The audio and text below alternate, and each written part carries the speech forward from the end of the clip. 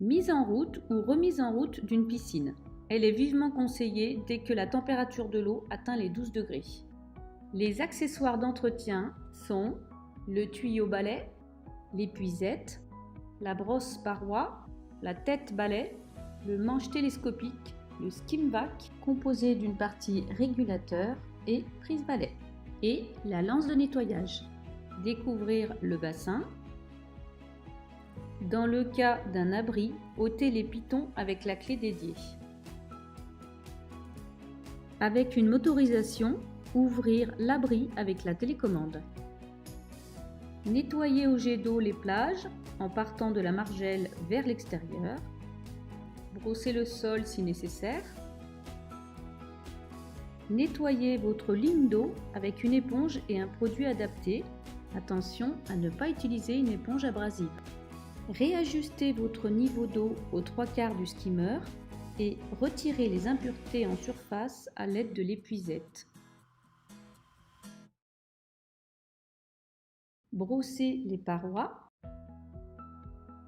Nettoyez le local filtre et ses alentours. Pour aspirer le fond du bassin, fixez le manche et raccordez le tuyau sur la tête balai. Positionnez l'ensemble en bout de bassin. Pour faire le vide d'air, amorcez le tuyau en le positionnant devant le refoulement. Quand la tête de balai remonte à la surface, branchez le tuyau sur le skimvac. Positionnez le skimvac régulateur sur le skimvac prise balai afin que celui du dessus obstrue bien les orifices droite et gauche. Aspirez le fond du bassin en utilisant le balai manuel méthodiquement. Une fois terminé, coupez la filtration et débranchez le tuyau. Un robot autonome peut remplacer le nettoyage manuel. Le mettre dans l'eau, choisir la durée du cycle de nettoyage et le mettre en route.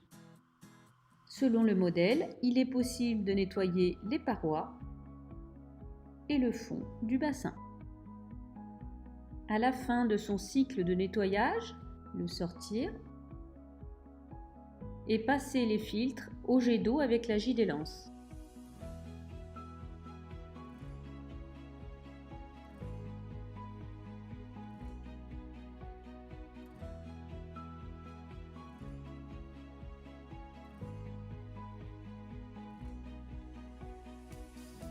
Arrêtez la filtration avant de procéder au nettoyage de la poche. Voir vidéo nettoyage du média filtrant. En début de saison, privilégiez une finesse de 30 microns pour un tamis plus large. Analysez les paramètres de l'eau.